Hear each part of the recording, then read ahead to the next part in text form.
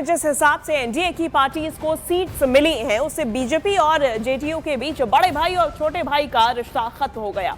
अब दोनों बराबर के भाई हो गए हैं और बीजेपी और जेडीयू दोनों को 101 सीटें मिली हैं। दूसरी तरफ एनडीए के दूसरे सहयोगी जीतन राम मांझी और उपेंद्र कुशवाहा को भी बराबरी की सीटें मिली हैं। अब इन दोनों ही नेताओं में इनके खाते में 6 सीटें आई हैं। ऐसे में चिराग पासवान को 29 सीटें दी गई हैं। सीट बंटवारे के बाद बिहार के डिप्टी सीएम सम्राट चौधरी सहित बीजेपी के कई नेताओं ने पोस्ट करके एनडीए की एकजुटता बताते हुए लिखा है कि एनडीए एकजुट, महागठबंधन में जारी है फूट।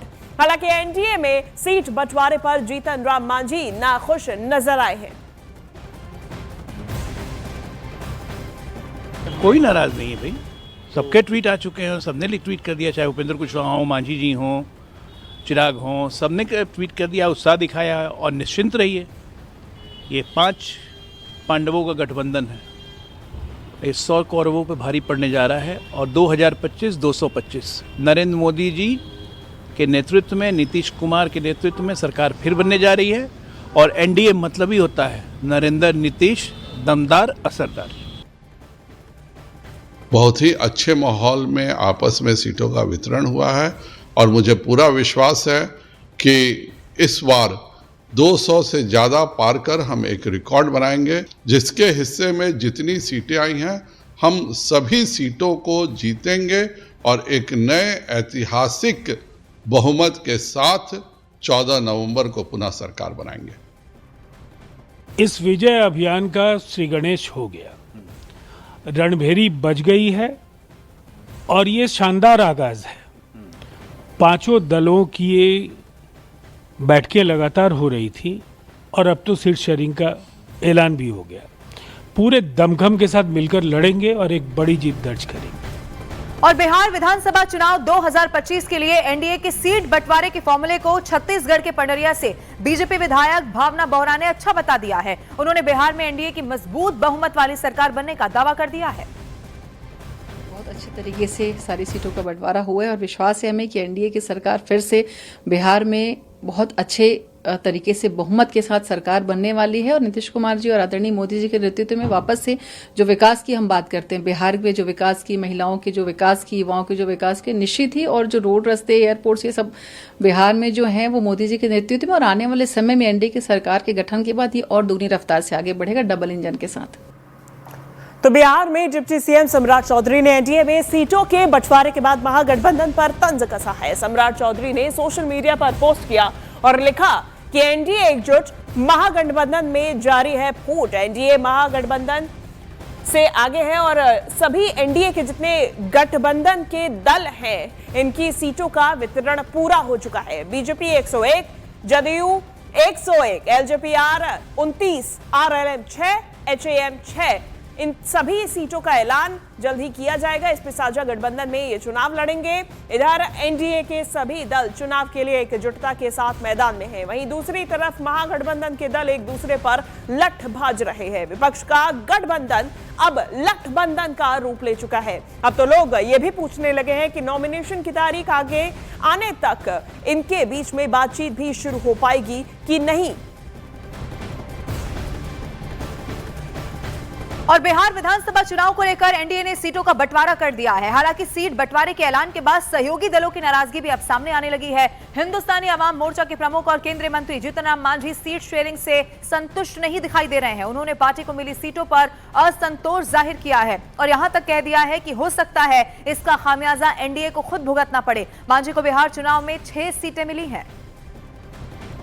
आला कमान ने जो तय किया, निर्णय किया, वो निर्णय सिरोधार्य है, लेकिन 6 सीट दे करके हमारे जो महत्व है उसको उन्होंने कम करके आंका है, जिसका हो सकता है कि खामियाजा भुगतना पड़े हमारे एनडीए को। तो उधर बिहार विधानसभा चुनाव 2025 में एनडीए के सीट बंटवारे के बाद उपेंद्र कुशवाहा ने कार्यकर्ताओं से माफी मांगी है। उन्होंने कहा कि सीटों की संख्या उनकी उम्मीद के मुताबिक नहीं है, जिससे कई लोग निराश होंगे। कुशवाहा ने कार्यकर्ताओं से शांत रहने और पार्टी की सीमाओं को समझने का आग्रह किया और कहा कि समय आने पर फैसले, सच्चाई सामने आ जाएगी। तो ये देखिए, ये कुशवाहा की तरफ से लिखा गया है, उन्होंने कहा मैं समझ रहा हूं इस निर्णय से अपनी पार्टी के उम्मीदवारों को ठेस पहुंची है। आज कई घरों में खाना नहीं बनेगा, परंतु आप सभी मेरी बात समझिए और ऐसे में फैसला जल्द ही जो सच्चाई है वो सामने आ जाएगा। इस चुनाव को लेकर एनडीए की सीट बंटवारे के बाद उपेंद्र कुशवाहा ने अपने कार्यकर्ताओं से माफी भी मांगी है। और एलजेपी नेता संभवी चौधरी ने सीट शेयरिंग पर कहा है कि हम एनडीए के मजबूत साथी हैं। हमारे राष्ट्रीय अध्यक्ष खुश हैं कि एलजेपी की बातों को सुना गया और सम्मानता पूर्वक उन्हें सीटें मिली हैं। हम लोग एनडीए के मजबूत साथी हैं और आने वाले समय में यशस्वी प्रधानमंत्री श्री नरेंद्र मोदी जी और माननीय मुख्यमंत्री श्री नीतीश कुमार जी के हाथों को मजबूत करना है। लेकिन जब लोक जनशक्ति पार्टी की बात होती है तो वो एक ऐसी पार्टी है जो पूरे देश में अगर 100% स्ट्राइक रेट मेंटेन की तो वो लोक जनशक्ति पार्टी थी। तो हमारा था कि सम्मानजनक सीटें होनी चाहिए। हमारे राष्ट्रीय अध्यक्ष जी खुश हैं कि सीट नेगोशिएशन हुआ और लोक जनशक्ति पार्टी की बातों को सुना गया, उनको सम्मानता पूर्वक सीट्स उनको मिली हैं।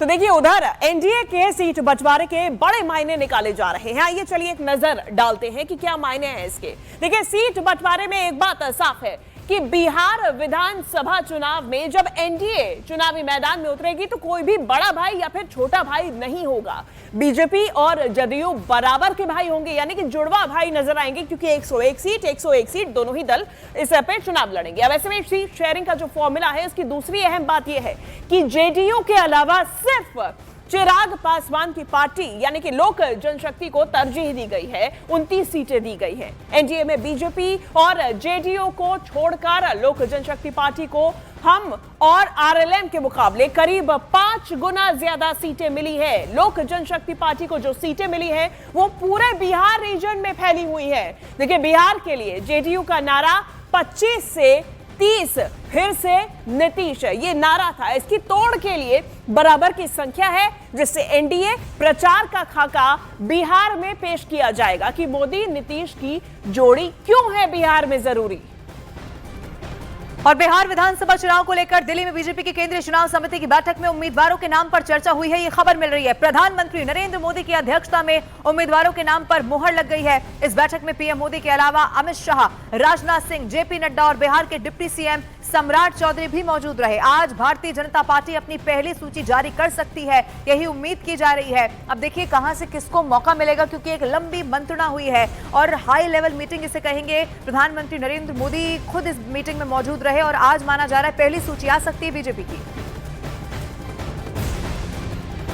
तो आज पटना में एनडीए नेताओं की प्रेस कॉन्फ्रेंस होगी। देखिए पटना में आज शाम 4 बजे ये प्रेस कॉन्फ्रेंस होने जा रही है और एनडीए की प्रेस कॉन्फ्रेंस बेहद ही महत्वपूर्ण मानी जा रही है। इसमें सभी दलों के प्रदेश अध्यक्ष मीडिया से मुखातिब होंगे, मीडिया से बात करेंगे। सीट बंटवारे पर आज एनडीए की ये प्रेस कॉन्फ्रेंस में देखिए कई मायने होंगे और जब फॉर्मूला तय हो गया है इसके बाद ये पहली प्रेस कॉन्फ्रेंस बेहद महत्वपूर्ण।